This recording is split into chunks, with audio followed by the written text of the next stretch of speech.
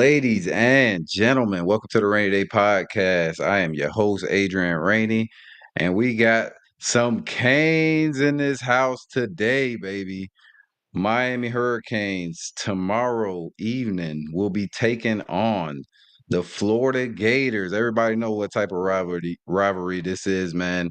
And I'm here to talk about it all with a group of guys who are, I feel like, are encyclopedias of knowledge when it comes to this college football, most importantly, the Miami Hurricanes. And we're going to get right into it, man. We got Q from I Hate Football podcast. What a name. And then we got Will from 305 Sports Now, man. How we doing, boys? Doing just fine, man. How you doing, Adrian? How's your week been? Pretty good, man. I had a great week. It's always a great week when you ain't really got no problems and not too many worries. Everybody got worries, but not too many. It's been a good week, man. How about y'all? How about you, Q? All is good, brother. All is good, man. Happy to be on the show, man. Man, have to have you run that intro. Have to run it back one more time and hit that rewind, brother. Hey, man, that was. Hey, man, I'm ready to go, man. yeah, bro. Hey, shout out I've Finn never seen Sammy that for before, that. man. That's a hell of an intro right there, bro. Yeah, man. Shout out Finn Like, Sammy, man. He does my intro for this show and also my wrestling show Okay. with my boy Tony. that's So well done, bro. Well done, the bro. wrestling one is Is it? crazy. Hell It's yeah. crazy, yeah. And Sammy, But Finn Sammy doing his thing, man. yeah, man. Like, Great dude, man. Yeah, man. One of my close friends right now, man, for sure. For yeah. sure. I've Not seen just I've like seen him on with podcast stuff. So I've seen him on with Bobby and them a pretty good bit. So it seems like a good dude. yeah, man. Yeah, Yeah, definitely. He is, bro. Uh, one of the most genuine human beings you could probably meet, man. that's awesome. Kind of like you guys, man. Will, we talked before the season about the Hurricanes, and it's Gators week, baby. We put this one as one that we probably, if we get past them, but I mean the way the Gators playing right now, I don't think we have much of a problem. But we'll get into it. Q, I Hate Football podcast, first time on the show. I want to know, I have to know actually. I Hate Football podcast. How did you get into the podcast game and how'd you come up with the name, brother? Hell of a name. Appreciate it, brother. That is a question I've gotten a pretty good bit since I started. Had a little rebrand and came up with the name, man. I think anybody who knows me well knows that I am anything but a football hater. Definitely love it way more than I probably should, given the teams that I root for. But as a Canes fan, long suffering Canes fan, it's been a long time since the '01 season and that title. In the NFL, I'm actually a Niners fan, right? So the last time they won a title was '94, right? So I don't want to do the math on how many combined seasons, right? It's been since I've been able to celebrate my favorite football team and in a national title or Super Bowl. But week in and week out, man, it's a love hate. It's a lot of frustration, right? And people catch me all, I'm like, I hate football so much. Oh my God. I hate football so much, and it just, when it came time, I wanted to change my original podcast name. And, I was kind of, digging around and literally just one night I was just sitting there watching, I don't know what game I was watching. And it just kind of popped in my head. I was like, you know what? I'm gonna change the name to I Hate Football Podcast. And, It's awesome. you know, and it just, it's gotten good response, and it's gotten it's always a topic of conversation anytime I meet somebody, and we're kind of doing something for the first time. It tends to be brought up. So I'm definitely a fan of the name. Definitely the furthest thing from hating football. Again, anybody who knows me, but it's just more a play on words and more of a weekend in and weekend out feeling. That my teams that I love so much, and at the same time I hate their guts so often. So Yeah. it's kind of fits. Preaching to the choir, brother. I'm a Dolphins fan, so Yeah, me too. Yeah, it was a rough day yesterday, man. Man. I mean, seeing it coming, I watched that game just laughing, just laughing. It was a good game till the end. Yeah, They were in it. yeah, they Yeah, were. they were in it. I mean, if you didn't watch the game and and you see the final score, given what tends to happen in NFL games, maybe you think Buffalo, kind of took him to the woodshed. But Mhm. that was a very tightly contested game, and it just came down to one team making mistakes and the other team not making mistakes, and Yeah, that's Yeah, what happened. yeah. Well, that's bad what teams found a happened. way to lose, and the Dolphins definitely A found a way to lose. hundred So I percent. mean, it's That's it's that's just what it is. that's what happens, man. That's what happens. You give a really good team like the Bills, Yeah. more and more opportunities, and you extend those drives for them, and that's what happens, man. You pay Yeah, the price. I really can't blame. I know we're doing Canes today, but I just want to say this. I really can't blame Zach Sealer for running into the kicker, for roughing the kicker, because he was trying to block a punt. I can't really. He dove for it. I mean, he's a big guy. He's 300 plus pounds. I get it, but man, the one that really pissed me off, man, was Jordan Brooks, dude. The whistle blew. I think it was heading to third down, and you throw That was Josh that Allen was on the floor. It was just a that dumb was play a from a that veteran was a soft linebacker. that was a soft call, man. I'll be honest with you, brother, and again, I know not to go into that topic of conversation. Yeah, If it was me personally, I would flip those. Me personally, the Jordan Brooks one was weak. I'm sorry. yeah, That it was. call that was such a weak call. But the whistle Like, had blown. That's where he got the yeah, call. but Yeah, dude, I it mean, wasn't. Like, I don't disagree with that part. I he don't didn't disagree like with that part. slam him But to the yeah, ground. but it Yeah, or wasn't a drop him, whatever. But violent. still, Yeah, the it whistle wasn't did a blow. violent play. Like, he didn't pick him up and slam him, or he didn't. It wasn't like excessive contact or anything. To me, the Zach Sealer one was like, bro, you listen. Anytime like you're hearing about blocking a punt, they always tell you kind of going at an angle, and I get where he was rushing yeah, from, but that is tailor made to land that type of penalty right there. So to me, the Zach Sealer one, I do not like. I wouldn't forgive that one. The Jordan Brooks one, I think that was a really weak call by the ref. That's me. That's my yeah. personal opinion. And in the end, that call really didn't matter. So Yeah, yeah, yeah. I the mean, the big one was Zach Siller, yeah. but he Yeah, probably but shouldn't have been on Adrian, special teams in the I first believe they got place. a touchdown. Didn't they get a touchdown Well, out of no, the Jordan Brooks one? I think they extended it because wasn't that third down. I think that was a Yeah, I think third it was down third play. down. It would have They got made a it first fourth. down, and It that's would what I have made think. Where Cook ran it up the middle and got in the end zone, so it did affect the team. Yeah, yeah, yeah, yeah. You go Seven from a versus three is a I different think story. I just think they would have scored anyway. Like, yeah, I think they would have went for it on fourth down if it was fourth down, and they would have scored anyway. yeah. They were I just don't The close way know. they enough. were rolling at that point, I don't. Yeah, But could they yeah, have maybe? Yeah, yeah, you're right. This it's only a couple plays that change a game, so yeah. you're right. Definitely, and then that was big, man. Dolphins keep shooting themselves in the foot, man, and we're not even gonna talk about Tua because we got some Canes here, man, and we gonna talk about the good teams Or to that's in keep it South lively and Florida. happy, Yeah. lively and I'm telling you, Miami Hurricanes, man, 3-0. Gators coming to town tomorrow. We got college game day. We got ACC huddle. It's gonna be a spectacle tomorrow for this game. The Florida Gators, 1-2, coming off just an awful loss, Lagway with 5 interceptions against LSU. Do y'all think that was a one-off for him? I'll start with Will. I don't think so. I think there what that LSU game did is that it exposed the problem that Lagway has. And number one, he didn't get enough reps in the offseason because he was injured. And number two, he can't read a defense. So if you mix up the coverages and you go with zone or man or a blend of both, you can rattle Lagway because most of those picks he wasn't even pressured. And the same goes for the Mm-hmm. pick he threw against USF. He wasn't even pressured. So I would give or take like 4 out of the 6 interceptions he's thrown for the season. He's had a pretty decent pocket, and he's athletic enough where he can extend plays and deliver a good ball.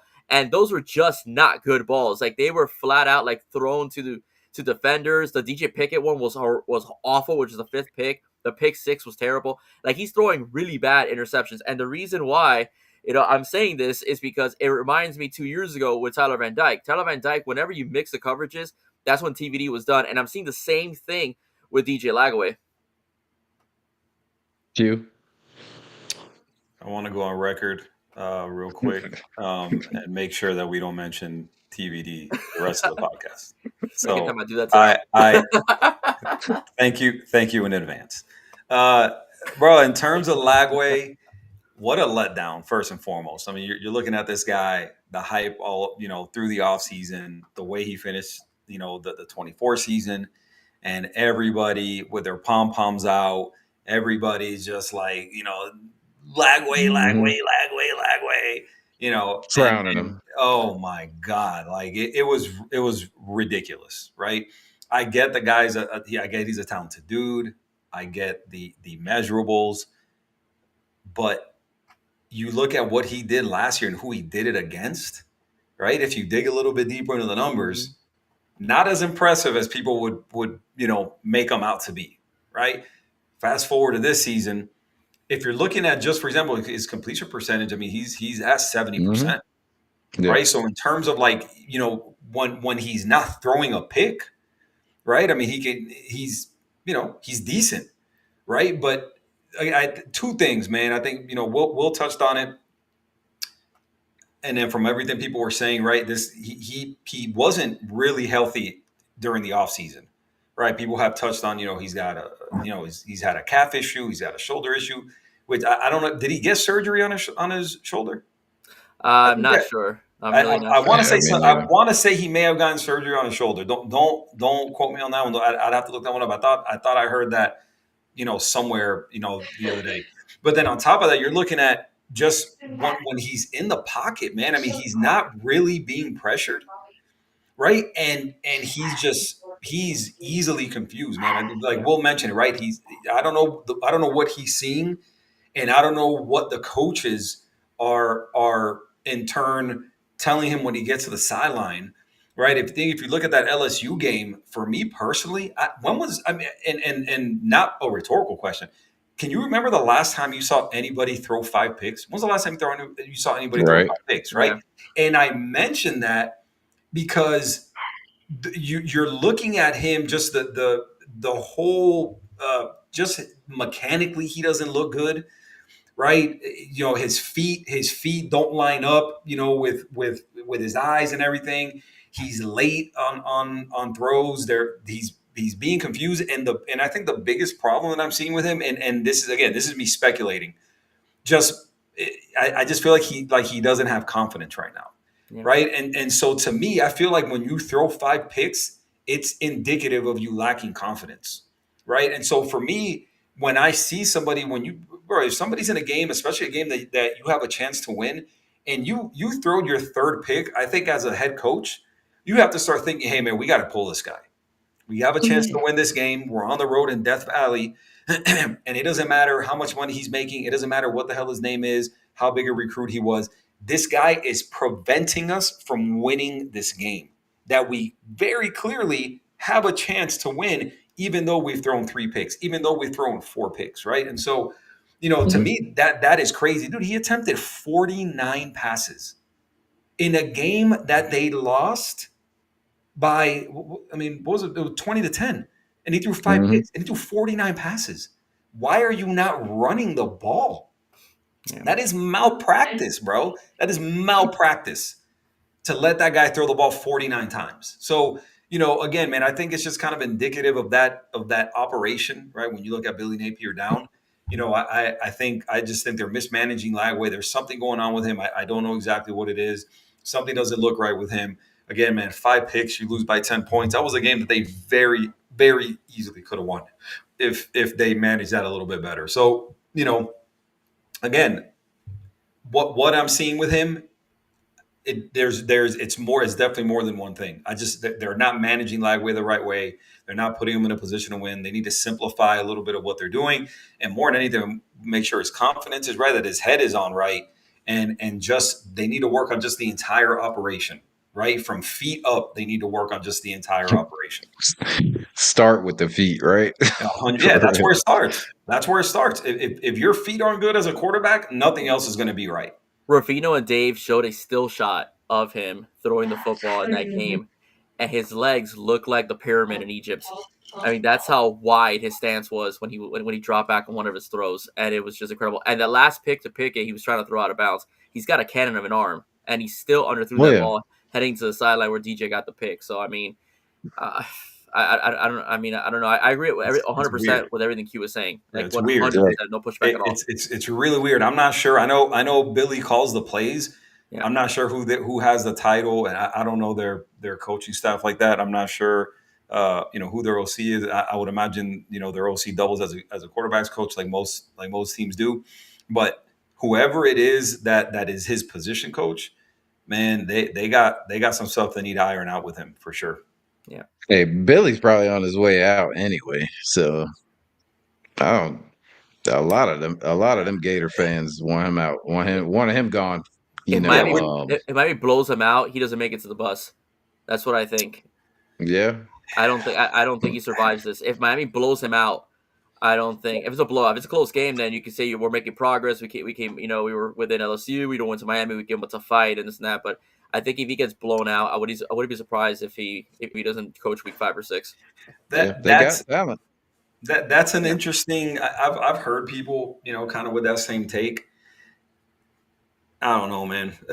Possibly, I wouldn't necessarily push back on it a bunch.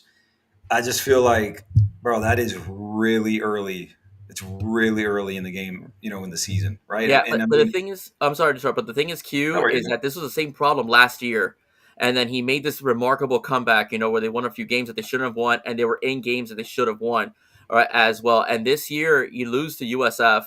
You blow the game against LSU that you should have won, and then you lose to Miami again. If you lose to Miami and you get slaughtered by Miami, I mean, again, if it's a blowout, that's where I think the head will get chopped off. But if it's a close game, then you can still make the case where we are in the game. It's just it's a player or two away where we can become victorious.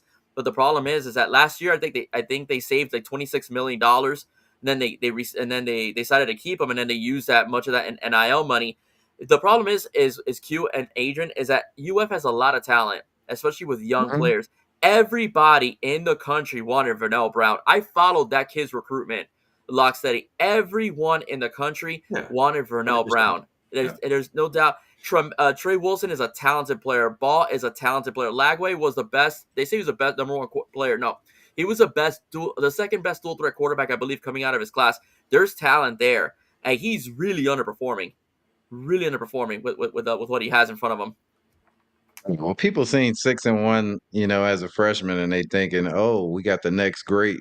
Yeah, And then, like you guys said, he didn't really play much, didn't really practice much in the off season. So there's that. But his decision making is definitely needs work. And then, like y'all said, the footwork, everything, his throwing motion, everything. yeah. What's up, Bobby? And then Bobby. Bobby. we got Sean Stanley in the house, man. He says Lagway had Only only done done 11 on 11 11 on for 11 7 days. for 7 days leading into the season.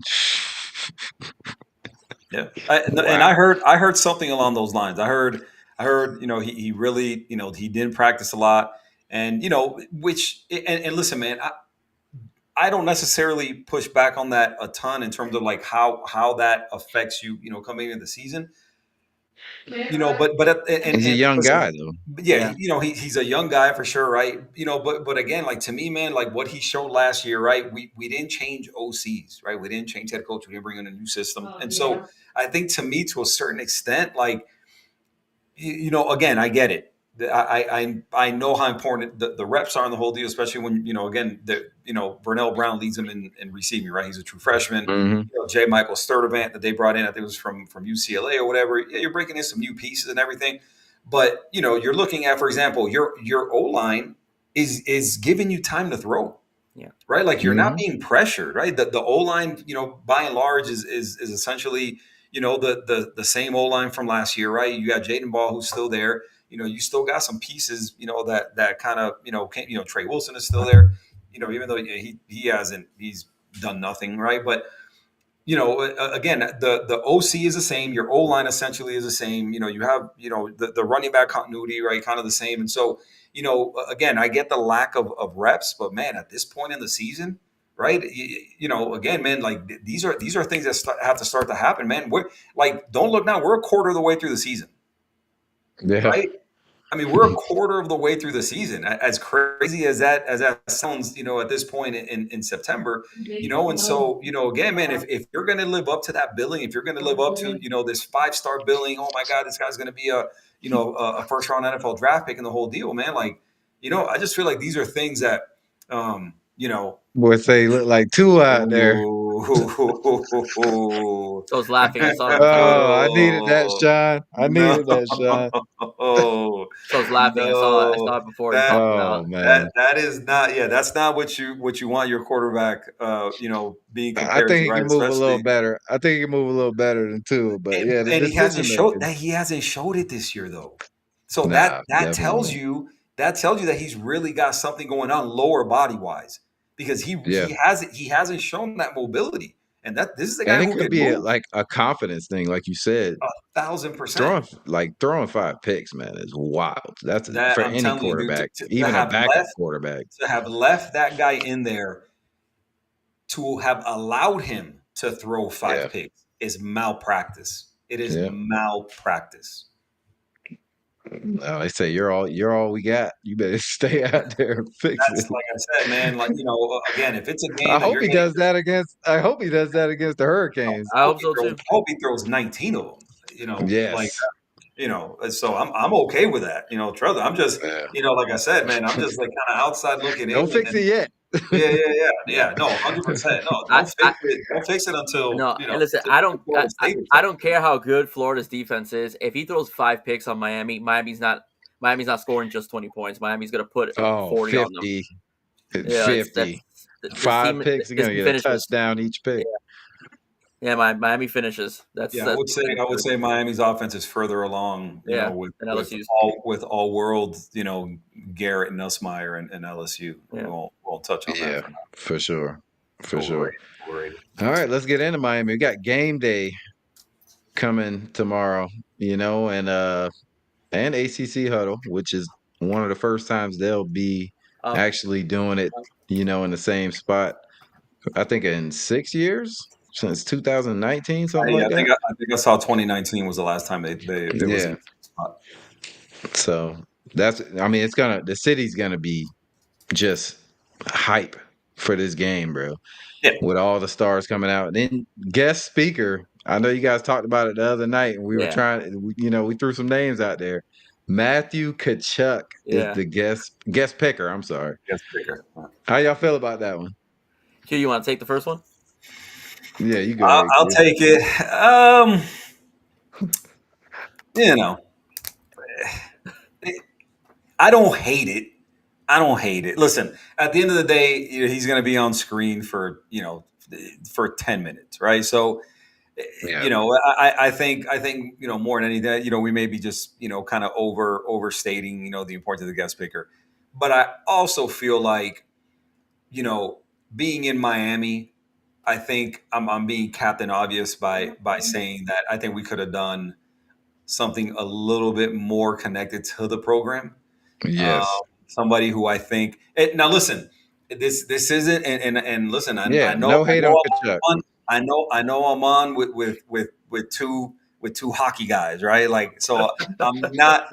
Listen, two hockey guys, back to back Stanley Cup champions, a team that I root for. Being born and raised in Miami, I 1,000% am not saying it is a bad choice. I simply mean that as a Canes fan, and they're in Miami, huge game.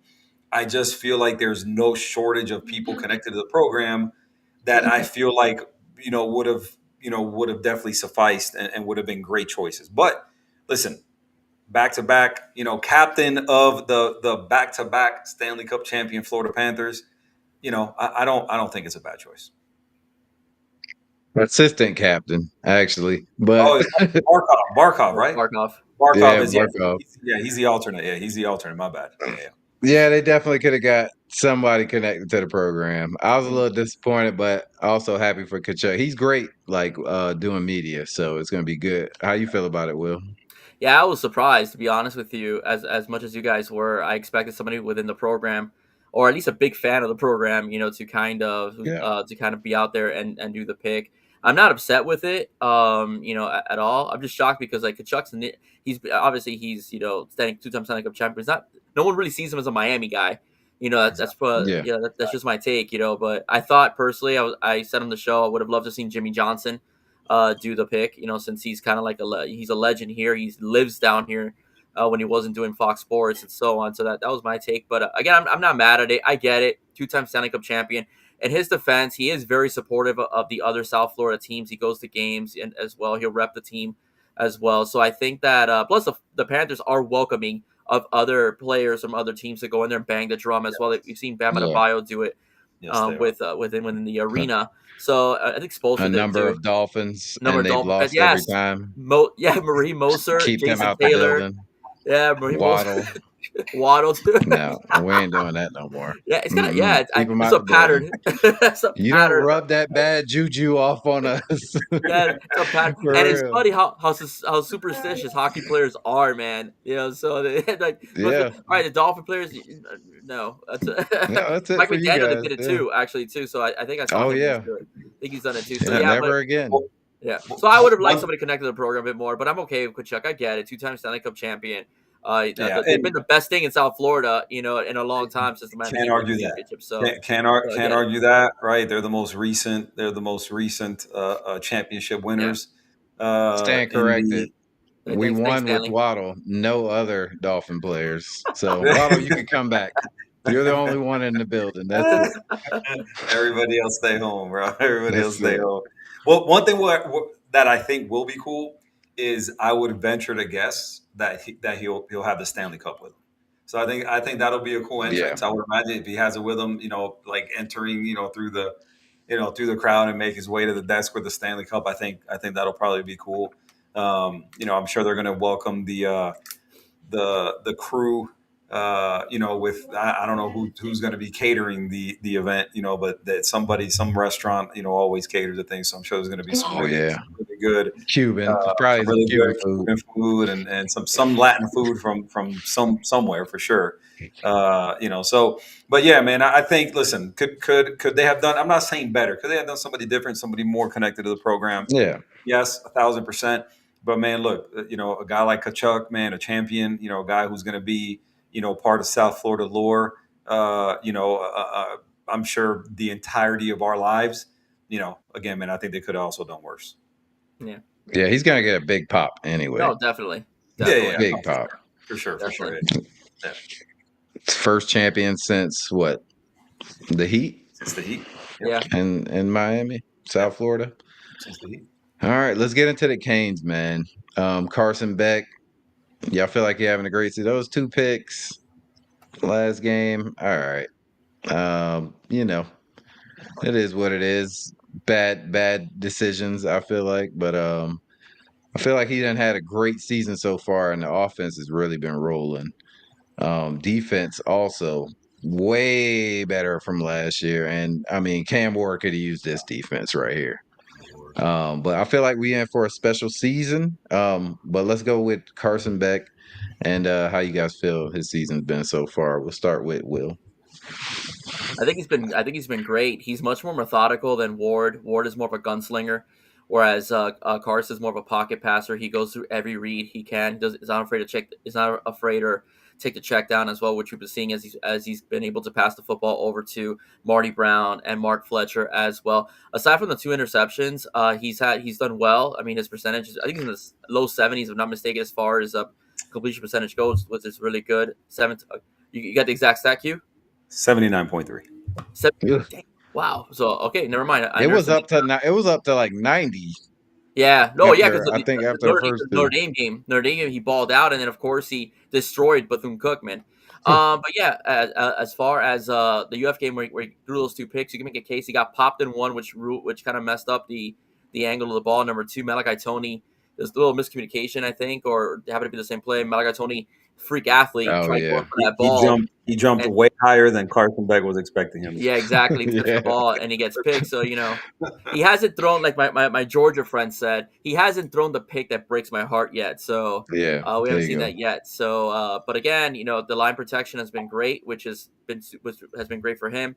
The wide receivers have all made spectacular catches. He trusts them. You could tell from the throws he's making. The great catch by C.J. Daniels, not only the Notre Dame game but also in the USF game as well. That beautiful catch that only Joshua Moore could bring down as well. The chemistry he's built with Malachi Tony in such a short period of time as well. So I'm really impressed with what I've seen so far. I think that it's going to be a really good season with Carson at the helm. He's very smart too. He understands coverages. Yes. Also his experience against top defenses as well in the SEC has kind of made him and molded him to be the quarterback Miami needs to get them further along into their goal of an ACC championship game and also a playoff berth. You. Man, I don't know that I could be any happier with the move with Carson Beck. And Will be the first one to tell you I've been beating this drum, Yeah. since we landed him. Right? I live in the Metro Atlanta area. I know a ton of Georgia fans, and I watch a ton of Georgia football. Right? And everybody kept trying to convince me that all of Georgia's troubles on offense last year were Carson Beck related and derived from Carson Beck, and that everything was his fault. That he's this guy who people don't like, and you know, he's a terrible teammate. And bro, you know how many people, for example, how many people at Georgia how many players at Georgia got arrested last year? It was like well into double digits. Like it was double digit players that Georgia got arrested. For example, you know who wasn't one of those players? Carson Beck, right? This is a guy who drives a Lambo, right? Very, very obviously, right? This guy is enjoying the fruits of his NIL, right? The How guy, could you not? 100%, right? The guy, everybody's getting pulled over in Dodge Chargers and everything for some reason. Meanwhile, this guy's driving a Lambo, not getting in trouble, right? Not ever in the news for the wrong things, right? So I think, again, just an example of the narratives and the stories being told, about Carson Beck, right? This low hanging fruit, a guy who's not on social media a bunch, who isn't really concerned with that type of attention and the whole deal. Right now, not saying that he didn't hear it, for example, but not a guy who's going to entertain it, not a guy who's going to be on social media, saying this, that, and the third, and oh, boo hoo, and feel bad for me. No, you got to remember this guy was dating a Kaminer twin, right? So when he was on social media, it was because of her. Yeah. Like this wasn't some dude who's media hungry or attention hungry or anything like that. Like that's not him, right? And so now you fast forward, change the scenery, change of offense, give him some weapons, and look at what we're doing, right? He's back to the 2023 Carson Beck, right? 79.3 completion percentage, 65 for 82 for 812 yards. 7 touchdowns, 2 picks. He's been sacked twice, right? Oh. And so it's like, how can you not be absolutely ecstatic, with this? I mean, he's been better than advertised. How many lists that I see coming into the season that were doing top 10 whatever quarterbacks in the country, and some of them didn't even have Carson Beck on it. Mm-hmm. Like the disrespect that this dude was dealing with during the offseason was unbelievable. Like it was just ridiculous. Like the name, dude, they had people like Darian Mensah, ahead of Carson Beck. Darian Mensah, quarterback at Duke, just lost to Tulane that he transferred from to Duke. They had Darian Mensah ahead of Carson Beck on some list that I was seeing in the offseason. For example, right? You take Klubnik. You think Kate Klubnik is a better quarterback than Carson Beck, right? Drew Aller. Some of these guys. Like, listen, I'll get right now. If gun to my head, and hey, listen, who's better? I'll give you John Mateer. I'll give you Yeah. John Mateer. And I don't think that's Special. I don't think that's That any. dude's He's a special. freak athlete too, man. He's He's a legit. freak. He's legit. The combination, right? The dual threat ability. The kid's a stud. Wouldn't be shocked if he won the Heisman. I'll give you John Mateer. Who else? Who else are you taking in the country ahead of you? You're taking Nussmeier ahead of Carson Beck? Absolutely not. Absolutely not. You're not taking Gunnar Stockton. Not in your right mind. Not anybody who's not a Georgia fan. you're not taking him over Carson Beck. Jackson Arnold and again, all these people.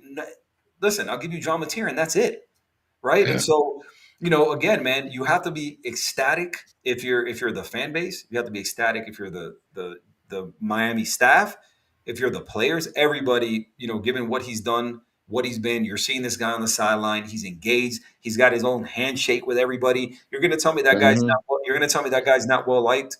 Like I know, where you have eyes, right? If those interactions aren't by mistake, like he doesn't have 30 different handshakes because people dislike him. Yeah. Right. So, again, I think we've moved past that narrative finally. Yep. Right. And now we are where he deserves to be. Recognized as one of the best quarterbacks in the country, leading a potent offense, right? Not throwing back breaking, interceptions, right? Given the fact that he's got, talent around him, unlike, People that can catch the ball. exactly. Yes. Imagine how much easier it is to play quarterback when you have a competent O line and competent receivers outside. Like, who would have guessed that was gonna that make and you look better? and a hell of a running game. And a Yeah. hell of a running game, And and that, an OC that has yes. and the receivers that have incorporated these new pieces, be it transfer, being true freshmen, that have incorporated these guys seamlessly. And one thing I've mentioned on some of the other pods we've been on in years past, right? Where again, if you, coming into the season, you looked at, okay, who was projected to be, your number one receiver, JoJo Trader, hasn't contributed this year. Where is he? You were expected to have Jordan Lyle be, by and large, obviously I knew it was going to be, running back by committee, but most people had pegged Jordan Lyle as RB1. He hasn't done much, right? Yeah, I always thought Fletcher was number one for Yeah, sure. exactly. But people were expecting Jordan Lyle to kind of, based on what he showed last year, to Yeah, now last year. take the reins and not, there wasn't going to be a huge disparity between one and two in that backfield, just so we're clear. Yeah. But a lot of Committee, people, like you said. exactly, 100% a committee, right? But expecting Jordan Lyle to kind of, maybe take the lead. What has Jordan Lyle done? Basically nothing. At tight end, oh my God, Isaiah Lawton's going to be a huge part of the offense. He's going to be this. Yeah. Yeah, they're going to move him here, they're going to move him there. So I say all that to say, in years past, when we haven't had those guys hit, we've seen what that's done to the offense. Not this year. Why? Because there is depth and there is talent to absorb those absences. Essentially, right? It's been seamless. All those guys have fit of true freshmen. Your transfers in Keelan Marion and CJ Daniels. Another freshman and more. And so Okay, get on the bed. you're look at what they're doing with transfers and true freshmen, right? Transfer quarterback, right? Definitely have to give credit to Shannon Dawson. You have to give credit to a guy like Kevin Beard. The Yes. the how in sync the players are, the staff is, right, led by Shannon Dawson, the whole deal. It's to me personally, and I know I may sound biased, but it's a thing of beauty what they've done so far this year on offense. Hmm. Completely agree, bro. Yeah, the Yeah, whole. this I'm this sorry. definitely I'm sorry, could be a Rainey. special team. No, you're all good. Yeah, I'm sorry. No, I just want to add on a little bit to what Q said. The whole narrative regarding Karsobek not being a good teammate came from two different elements. It came from an angry Georgia fan base that felt like he underachieved from the season prior. That's number one. And number two, it came from a very angry ex-girlfriend. Who had a conversation with the president's granddaughter. That's pretty much where all the narrative came. I told Dono when he was on my show for my birthday, I said the guy that they described in Georgia and Hannah was describing versus the guy that he interviewed during ACC Media Day were two totally different guys, and we're seeing that on the field, and we've even seen that in some of the videos that the University of Miami has shot as far as documentaries go for them to be on YouTube. So that's pretty much what I wanted to add. Yeah, and he pretty much, like, you could tell how close his team is. He said recently in an interview or in post game or something, that he's got friends that he just made in Miami that he's gonna have. For They're gonna life. be lifelong friends. So I mean, the close team. Everything seems to be working out in our favor. Mario's built just an incredible team, man. The Staff, culture, everything. It all the meshes well. culture that's a big indicator of the culture, right? Hmm. And I feel like at times the culture narrative is overplayed at times. But I will tell you this about culture: it's not the end all be all, right? It's not the end all be all, but elite teams have it, Yeah. right? Now, granted, there's shitty team, and pardon my French. I guarantee you, there's 4 and 8 teams out there that have great culture, that people love each other, that people are super tight knit, But they suck. that the position groups go out to eat. They do cool, right? But they suck, right? Mhm. So there again, at times it is overplayed. At times it is kind of something that's overstated, and it's not the end all be all. But good teams, elite teams, 9.5 times out of 10 have elite culture, and Yeah, this team and then seems to have and in any sport, man, if you guys play sport like team sports, that's what you miss the most is the camaraderie, like hanging out with the guys. Um, you don't really miss like all the the games and everything. Of course, you're gonna have losses that you'll remember forever and wins that you'll remember forever. But it. what you're really gonna miss is being with the fellas, man, and 100%. as a team. And then your So exceptions are like the Florida Gators, who had like 4 murderers, on the team and still won a title. So, so, so there are exceptions. Like I said, it's not the end all be all culture. I I, wasn't gonna I, bring that I, up, but I get that. I get I'm it. glad you did. Right? So not every great team has great culture. So we do know that, right? Because we can look back on it now. Percy Harvin, Aaron Hernandez, the Pouncey twins, so on and so forth. We know those Crazy. stories, 100% right. Culture, toxic as hell. You had like a preacher and then a bunch of killers, right? So the culture clearly Yeah, wasn't great. Wasn't great. So again, it's not every elite team has great culture, but very they true. tend they tend to have good culture when they're winning and winning big and winning titles and conference championships and everything. Typically, culture is part of the equation. Football culture, Mhm. not A hundred not exactly. Yeah, 100%. Yeah. All right. Let's go with the defense. Well, how y'all feel the defense is doing this year? I feel like night and day from last year. The tackling's better, turning the ball over. I mean, it's looking great. Ruben Bain back to his form. I mean, he is going crazy this year. Secondary looks great. Like, granted, have given up some plays, but they look special, man. Q, I'll let you go ahead with that one. Talk about the defense. So, for as happy as we are about the offense, right? Are we not even a little bit happier about the Yes. defense? Yeah. I mean, Yes. would that be an overstatement, right? Would that be like inaccurate in any way, shape, or form? I'm Like, way more happier about the dude, what defense. I'm Yeah. seeing from the defense, I am so pleasantly surprised by the defense. Right, you start up front, and we were on a pod the other day, and I asked Will about that. Do you know who the leading tacklers for the Canes are? Ruben Bain Mhm. and Akeem Ezador. Like that, that's what you want to see, right? You want to see that. You want to see your D line Yeah. wreaking havoc, getting in the backfield, tackles for loss, sacks, right? Affecting the quarterback pressures, that kind of thing. And that's what you're getting from those guys. Bain, obviously a stud recruit. Mesidor, 6-year college, right? I think it's a 6-year college. Yeah. So obviously a dude who's that's an adult already, right? And then Ruben Bain, Yeah. just a freak, right? And then Yes. getting the production from the D tackles that were probably, for me at least, were the biggest question mark on the defense, coming in, right? I think when you're looking at, to me, when you're starting, with the front four, and then you go to the second level of linebackers, and and then on the back end, to me, my biggest question, at least on the defensive line, was I didn't doubt the talent, but I definitely doubted the depth a little bit, right? But you're seeing these guys slowly but surely starting to kind of work. Ahmad Moten is playing really well. Yeah. You're Mhm. seeing Armando Blunt flash. And listen, they're doing this without everybody was expecting big things from Justin Scott.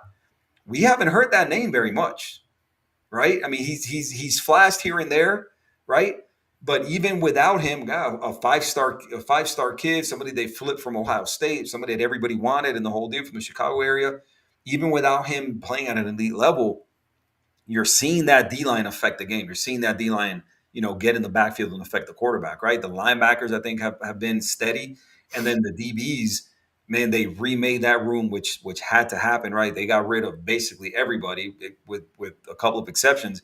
And what they brought in, and now what those guys have done. You start off with, Keontae Thomas, at the nickel, and what they've done with the guys outside, Ethan O'Connor, Xavier Lucas, and so on and so forth, right? Damari Brown has come back from injury and looked good. And so, again, man, they turned over the coaching staff, and what you're seeing with Corey Heatherman as a DC, and you're seeing, kind of, with Damian Lewis, at D tackle, and Jason Taylor now. And that's another thing Will knows. Jason Taylor, I had questions about. Yeah. Right, because Jason Taylor has said for a long time, Jason Taylor has proven to me that he is an elite relationship builder. He is an elite recruiter. When you look at what we've got at defensive end, he's proven that. He definitely recruits well. What he has yet to show me is that he is an elite developer in terms of on the coaching side of things. And now we're kind of starting to see that turn. And of course, it's more than just him, right? The change at DC helps. The change in scheme helps. Obviously, being in concert with D-Lou, in terms of coaching, all that matters, right? And we all know that. Players buying in. Players buying in 100%, buying into the new new scheme and buying into the coaching and everything. All that matters, right? Because, again, we know how important all that is. But the change that we've seen on defense, the way they've affected games, the way they've gone after the quarterback, dude, the way they closed out that Notre Dame game, like when it was time for CJ Carr to draw back, and the way they were collapsing that pocket and sacking CJ Carr was so incredibly awesome to see, because we were incapable of that last year. Literally incapable. Between do what you want. That's what that was last year. Ruben Bain not being healthy, between the scheme just sucking, everything. Just everything, right? They were literally incapable of doing that last year. And now to see them transition to what they've got this year, the talent being in sync with the coaching and the scheme and everything. I love what I'm seeing on defense, man. You're looking at the rankings and where they are. I mean, the jumps that they've made, incredible. The way the way they're attacking, the pass, the run, everything. I think, if I'm not mistaken, I heard the other day they were number one against the pass in the country. I mean, think about if you last year, like against Syracuse, if you would have told me at halftime of the Syracuse game that on September 19th, we'd be talking Miami having the number one pass defense in the country, I would have bet you whatever you wanted that was not possible. Anything you wanted. I would literally bet you anything you wanted that was not possible. And here we are, right? And so, listen, man, you have to be ecstatic for everything we like on offense. What we're seeing on defense is just that much more satisfying because of what we saw last year on defense. That performance was absolutely horrendous. Wasted Cam Ward with a terrible defense. And what you're seeing now, listen, man, I don't want to get ahead of myself and the whole deal, but they definitely have all the makings of a team that can go really, really far in the playoff. I agree. Go ahead, Will. Defense. How do I follow Q, man? Q said, I know. That was great. You called me encyclopedia, man, but Q brought it in, man. He brought all the... I called you both. Excited. I was excited about this defense. I listen to y'all. I know what I got here. Yeah. I'll just talk about it. Starts with the top, and I have to give credit where credit is due. Mark Cristobal, hiring Corey Heatherman, that is a guy that barely anybody even talked about. I'll give you an example. A guy I was clamoring for was Jim Leonard, to the former Wisconsin DC. I liked his blitz schemes and so on. That's a guy that I wanted him in Muschamp. I know wasn't a guy just because of their experience, but I looked up, when Heatherman was picked, I looked up the numbers, I looked up where he was at, I looked up the connection that he had with Coach Cristobal via Greg Schiano, and I'm like, okay, I like it. I like the demeanor, I like the intensity, I like the descendant Viking look that he brought to every single press conference, yes. And it's showing on the field. This team is doing something that it didn't do last year, and that is they're playing very fast.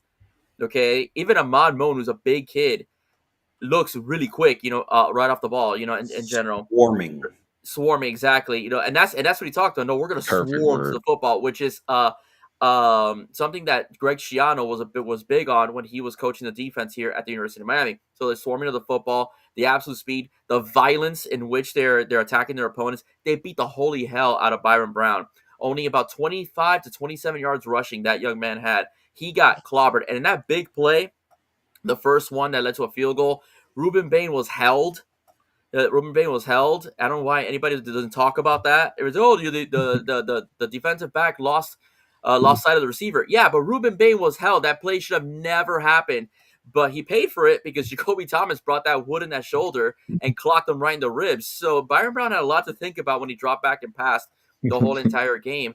The DBs look a lot better. They're sticking to the receivers a lot more. They're much more aggressive than last year. One of my biggest complaints about Lance Guidry is that, especially in the Syracuse game, that why not jam the receivers? And they weren't doing that, last year. They're doing it a bit more this year. They do a little off coverage stuff, but they're doing a lot of jamming the receivers as well. The safeties are communicating very well with the other defensive backs as well. The linebackers are also doing a lot of communication. And in cases where you have a young team, like for example in the Bethune-Cookman game, where they brought out the reserves, which mainly were freshmen, they had Popo out there pretty much making sure that everybody was perfectly aligned on defense, right, as well. So I like what I'm seeing. They're swarming to the football. They're collapsing the pocket. They're giving trouble to the quarterback as well. They're shutting down the run, and they're shutting down the run big time. Jeremiah Love, best running back in the country, 3.3 yards per carry. They didn't even give him the football after that. After a while, they really Yeah. shut him down as well. They the tempo of USF. They got a guy that can bang around. They bottled him up too. I mean, they bottled up their quarterback as well. It's just I think this defense, again, it's a different feel than it was last year. Even though the first couple games they played okay, and even though we saw the holes, it doesn't feel the same. You have guys with talent and experience and eligibility in the defensive backfield as well. You have talent and experience at the linebacker position as well. You have talent and experience as well at the defensive line position as well. We're seeing the defensive tackles playing at a higher level than we thought they were going to play as well. They're not only disrupting the running game, Killing. disrupting the quarterbacks, they're also disrupting the horizontal passing game as well. They're making it very hard for guys to even go sideline to sideline with their passes because they're just there. And I'm very excited about the season. I agree with Q. I told you, Adrian, when I was on with Mondo, all right, when I was on with Mondo, if you Shout get out past, Mondo. yeah, brother, from Mondo, great guy, big fan, No. Miami Mondo. You get past Notre Dame, check. You beat Florida. If you can beat Florida, that check mark, it's gonna be very, very difficult to stop this team Yeah. from a talent perspective. Very And difficult. we expected Florida to be Like, playing better than yeah, this. yeah. So Well, that's saying listen. something. So two things, and I want to look it up because I know Will was talking about what we held Byron Brown to. How many yards did you say Byron Brown I had? think it was between 22 to 27 yards rushing. So Byron Brown, let me give you the exact number because I love seeing this. I love this. Warms my heart. Byron Brown, 13 carries, Okay. 2 yards. Really? That's it? He averaged 0.2 yards a carry. Google was wrong Let's then. go, man. Yeah, Who God, would, Google. dude, what would have Gemini happened sucks. last year? You know what I mean? Like, come on, man. Like, 2 look at yards, what that's it? Byron Brown. Yes, 13 carries for 2 yards for Byron Brown. Okay. Yeah, Like, I got my you know, numbers from Gemini, so I guess they gave last year's numbers versus this wait, year. Get yeah, it I think that was together, probably Gemini. last year. It's probably last year. I get it together, Yeah. Gemini. Come Yeah. on, man. But dude, listen, and, especially when you saw what he did to Boise State, Yeah. and then what he did to Florida. Yeah. Yo, they punked Florida on the ground. Like Yeah. on the ground, they punked Florida on the ground, right? And now you're telling me that you're expecting Florida to line up and stop Miami's rushing attack? That's what you're telling me. Okay. I'm We'll glad see you tomorrow. guys brought up the D line because I came across these stats today and I was like, this is really impressive. So 47 pressures, QB pressures, sixth in the country. The defensive line is with a 62% win rate. That's second in the country. Pass rush grade is fourth in the country, 89.8, and the rush grade is 90.6. That's third in the country. So this D line is just murdering offensive lines right now. against Notre Dame's the best offensive line in the country. They're gonna win the Joe Moore Award, and they've got this, then the third. Like they were supposed to have a chance against that O line. Yeah. Right? How Yeah. quickly we forget about that, right? Oh my God, Notre Dame's got they're gonna run. They're gonna run all over Miami. Miami doesn't have a chance. They're just gonna hand it off to Love. Jeremiah Love's gonna run for 850 yards. Cool story, I'm bro. really glad Cool we story. had them and they were ranked so high the first game. For Yeah. us to come out there and get that win, it set the tone for the season, man. Yeah. And And we were talking about we're that the other riding day, right now. man. We were talking about the other day that it wasn't a first game against Bethune Cookman, right? And to me, Yeah. and this is me totally speculating, right? But to me, I have to believe that your off season program, conditioning, film study, everything is different when you're opening up against a team like Notre Dame, right? If you're opening up against Top Florida, 10 Florida team. State, yeah, Yeah. and like any one of those teams, I just feel like your offseason program and everything has a different feel to it. There's a different urgency to it. I think people are more locked in. I think people are just they're more in tune with everything going on in the offseason when you open up against a team like Notre Dame, against a top 5 team in the country, knowing it's going to be nationally televised, the whole deal. Like if you open up against Bethune Cookman, I have to feel like, you know what, man, it's a dog days of summer. We're over here, man, getting our teeth kicked in on, doing, whatever sprints we're doing, gassers or, whatever the hell they're doing. And Yeah. man, this sucks and the whole deal. But if you're opening up against Notre Dame, like there's no way you're thinking that. Yeah. Right? There's no way you're thinking that. Like the sense of urgency is there, the mentality is there. It has to change and affect the way you do everything in the offseason. So I'm The so team that glad. was in the national championship, man. Exactly, So exactly, and everybody picking you to lose, right? Because damn near everybody was. mhm. I think as it got closer, I saw the tide turn a little bit, right? Guys like Josh Pate and other people started picking Miami, but by and large, most people were picking Notre Dame. They were the favorites in terms of the spread, and most people were like, oh, they're gonna, Jeremiah Love's the best running back in the country. Jeremiah Love's the best running back in the country. They're gonna run for. Okay, and he ran for what, 30 yards, 33 Judging yards, off something the like that. defense from last year, Of course, because they couldn't that's what tackle everybody anybody. exactly, and that's what everybody thought was going to, you know, was going to Show up. hold true and show up, Mhm. this season. And anybody who was following the team was like, listen, I don't know if they're going to be great or not, but they're definitely going to be better than they were last year. I mean, there was only one way to travel from last year, and it was It was up. I up. mean, even if you were going to be Yeah. great, you were going to be better than last year without a doubt. Yeah. So. Yeah, and the thing about that game too is that one of the biggest complaints we had as Canes fans that Mario didn't crush Notre Dame when he felt like he had a chance. If you look at the stats, Miami dominated Notre Dame. That score is not indicative of how the game went. And you could ask Yeah. anybody, both sides of the ball, both in the offensive line and in the defensive line, Miami totally crushed Notre Dame. Another thing is, like, if you look at the rushing numbers, it doesn't look like Miami ran the ball that greatly. But we did pick up a lot of chunk runs, and they were physical runs that Mark Fletcher finished, Jordan Law finished, and Marty Brown also finished as well. So Miami completely dominated Notre Dame. This is a team that scored 41. They should have never lost that game, but 41 points against A&M, which is supposed to be a good team, according to Bryce Perry Wright. It's the new D-line U. So he said in his acceptance or commitment day, as well, the new D-line U. Okay, well. Your He D hasn't line gave signed up yet. 41 points, in general, and Miami just beat the crap out of that team. I mean, and then they, of course, Bethune is Bethune, but Mario was Mhm. nicer. He didn't run up the score on that one, but they should have scored 60 points on USF. If Beck doesn't throw those picks, Miami gets in the end zone. In my opinion, it should have been a Yeah. 62 point That explosion on that was team. never, and that's the other thing, right? I mean, if you're looking at just the score, you're like, oh man, Miami won comfortably. Yeah. That comfortably is not even the right word to describe that game. South Florida was literally never in that game. Never. Yeah. They were literally never in that game. They never had a chance in that game. And this is the They same talk so team. much. They talk so much trash. I haven't even seen Florida Barstool talking this USF. week. That guy was a classic. Over an X. Oh It man. was ridiculous. He The trash resurrected. the trash that I saw those guys, and some of it was funny, right? Because a lot of it was Yeah. A lot of I it think was it's like, all funny.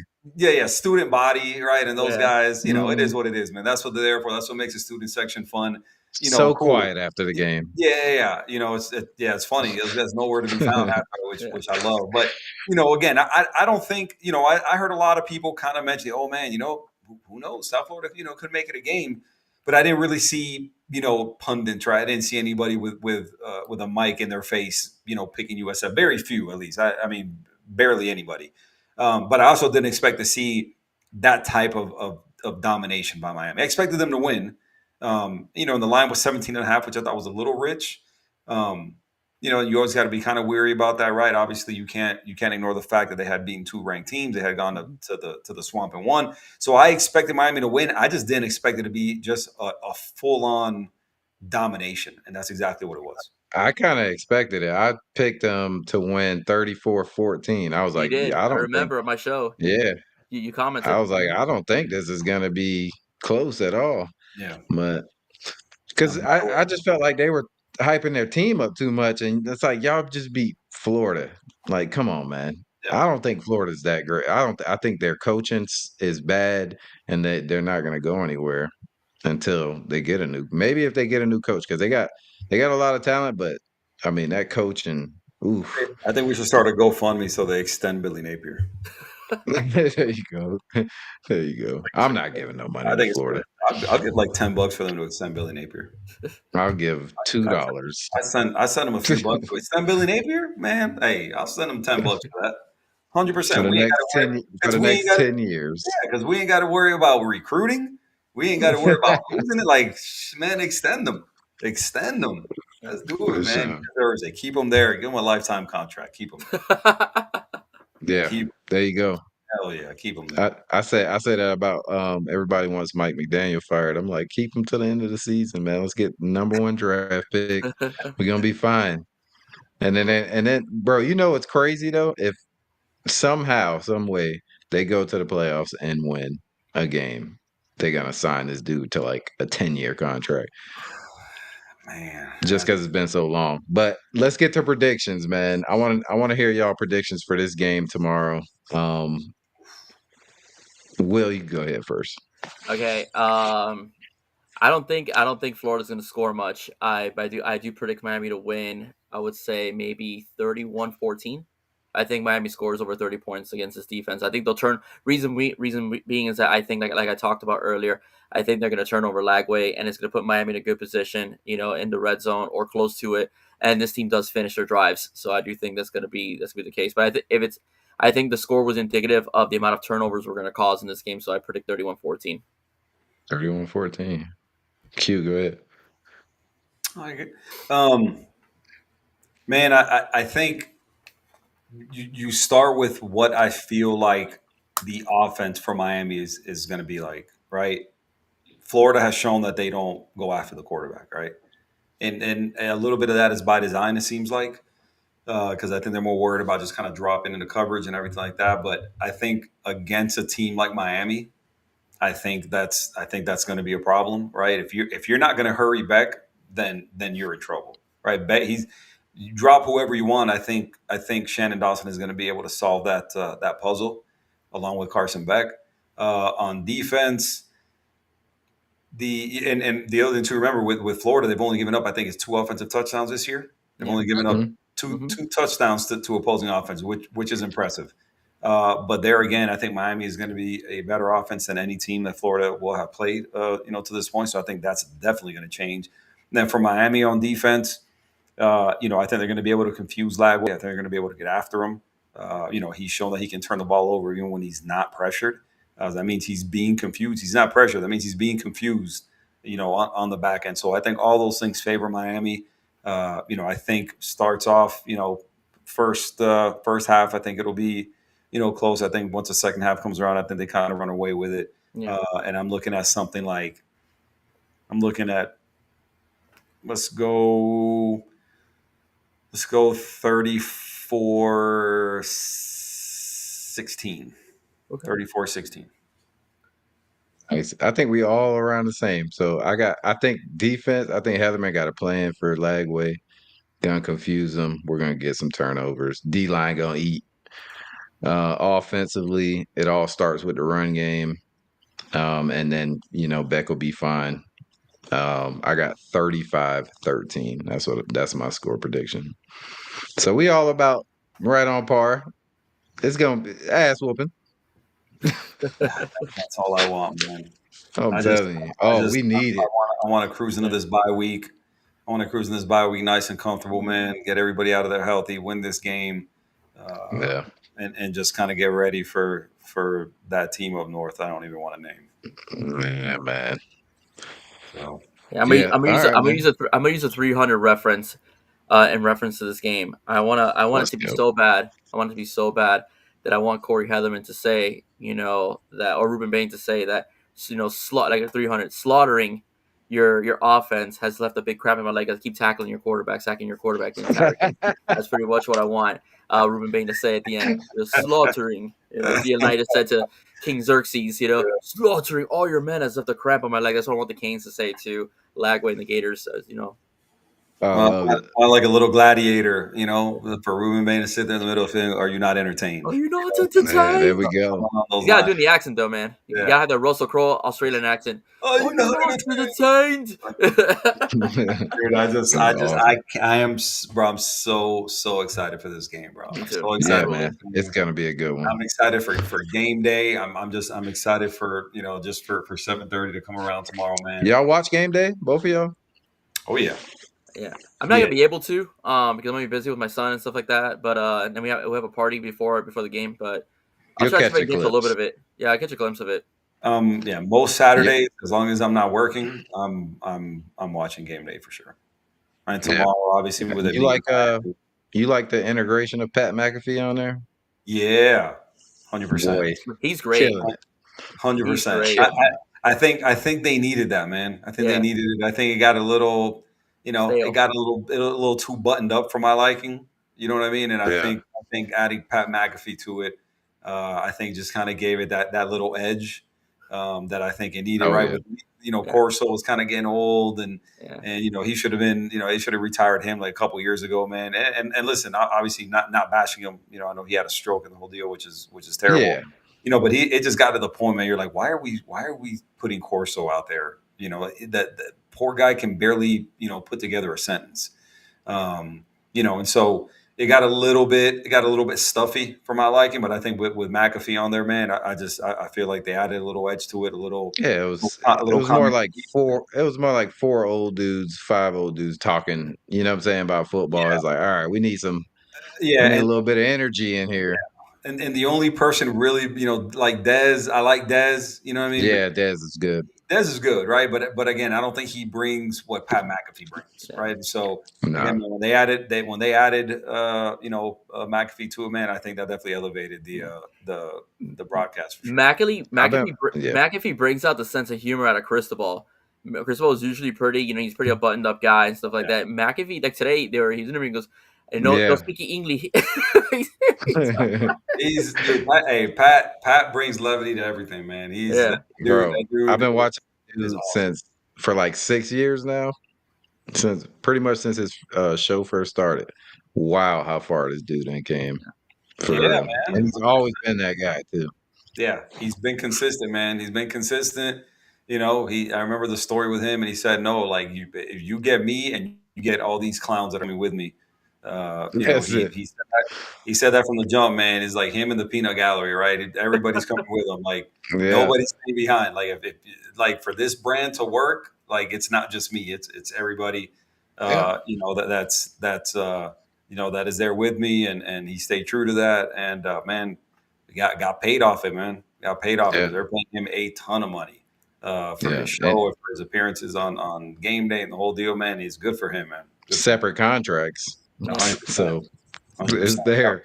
Yeah, he's got a Did you couple. hear about they were about to lay off a bunch of people on game day and he ended up paying their salaries and all that? I did not hear that. No, I didn't That's hear that. crazy, man. I did Yeah. not hear that. But So they were about to lay off a bunch of the crew from game day. And Pat, offered to, he did it. But he offered to pay their salaries. Like, nah, man, we need everybody. Like, So he agreed to pay. He a good dude. He donate to a lot of charities. Like Yeah. it's not Yeah. just all that rah rah on TV, man. The dude Yeah, he's definitely. super squared away, man. Doesn't take himself too terribly seriously. And that type of rapport, like he builds rapport quick, man. It's like Yeah. that's something I admire about him, man. He's great with relationships. Like the moment he meets Hmm. somebody, I feel like they're comfortable with him. 45 seconds into a conversation, he's established rapport, and now it's like now people are willing to just share whatever information with him he has. Oh You yeah, know what I mean? Like and dude, that's important. That's important, based on what for he sure. does on his platform, man. Like, look at the people he has come on with him. Like, look at where Yeah. he's gotten, man. Where he's got, dude. He has everybody. Goats Everybody gets on with him now, right? And so from everything, from every from kind of every walk sport. of Every life, it's crazy. every Yeah. walk of life, dude. It doesn't matter. It doesn't matter where it's from. Like people, I see people on there. I'm like, man, I didn't think. Like, when did you ever see that guy doing an interview? Like when you Yeah. right? And he's got everybody on. So again, man, Yeah. hats off to him, man. Like again, I love the personality. I love the levity he brings to things, and knowledge too, right? He's not just a guy up Yeah. there just making jokes. Like the guy knows his stuff. Yeah. Super. Not only is he intelligent, the guy is well spoken. Everything about him, man. I love the brand, the everything about the guy, man. Is I'm a huge fan.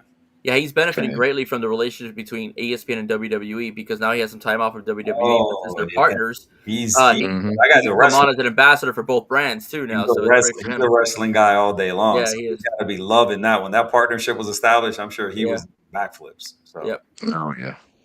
so yeah. Yeah, man. So yeah, man, we're gonna call it a night though. What do y'all got going on, man? Q, we can start with you. What do you got going on in this next week? Myself and Russ, my boy Russ, we'll have Yeah. another episode of College Blitz coming up. I believe it is Friday. I think we're getting together. And Okay. at some point early on in the week, I'll put something out on the I Hate Football podcast, and me and Will get together at some point early in the week, also for our take after the Florida Miami game. Oh yeah. Will? Yeah, for me, I'll try to do something sometime early after the game, probably around maybe Sunday or Monday, in reference to the game. Probably like highlight Carson Beck or a player or Yeah, just you stay defense in dropping general. stuff. Yeah, so I'll do that. I'm gonna do. Obviously, you're gonna get a short of the Yeah. game if it's a victory. For sure. You're definitely getting a short as well, and yeah, sometime Before early. and after. Yes, sir. That's correct. Love it. Yeah, and sometime early in the week, me and Q are gonna get together, and we're gonna have a time to do our take. And Adrian, you're more than welcome to come on as our special guest for the week if you Come want to on, I do bro. will. a Come breakdown of the on. Gators Come game. All on. right. Yep. Sounds good to me, brother. Thank you. Let's make it happen. Yeah, man. I just got WrestlePalooza, ESPN first show tomorrow for WWE. So Dude, this is gonna be good, man. Did I see WrestlePalooza is I guess it's was it the main event in wrestling? Is that what we're calling it? Did I see? Was it John Cena and Brock Lesnar? Is that Yeah, what I bro. Yes, it Yes, is. they're opening the show tomorrow night. Yes, sir. Damn. They're bringing back Brock. Dude, I haven't heard that name. I haven't heard the Brock Lesnar name. I haven't heard This that John name in Cena's Yeah. years, bro. this In John Cena's years. last year wrestling. Yeah. So they Is playing it? all the hits. They playing all the hits right now. It's Okay. farewell tour, pretty much. Yeah. Wow. Okay. Okay. Yeah, He's man. just gonna act, I guess, right? Yeah. I mean, he's Yeah. doing great at it. Dude, that guy's Yeah. making a ton of money acting, man. Good for him, bro. That The dude's Rock 2.0, brother. Yeah, he is. getting Mr. paid, Peacemaker. That's his character. getting paid acting, bro. Good for him, man. Yeah. That's DC or Marvel? Yeah. That's DC. DC. DC. DC. So That Peacemaker, he dude, getting that I haven't superhero watched it. money.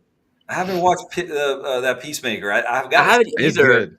I I've haven't got to either. see I'm it. gonna I see haven't it. gotten around to watch Beware. You know, it's not like a regular superhero show or No, I know it's like very violent. it's for adults. Yeah, I know it's incredibly It's Is violent. for it? adults.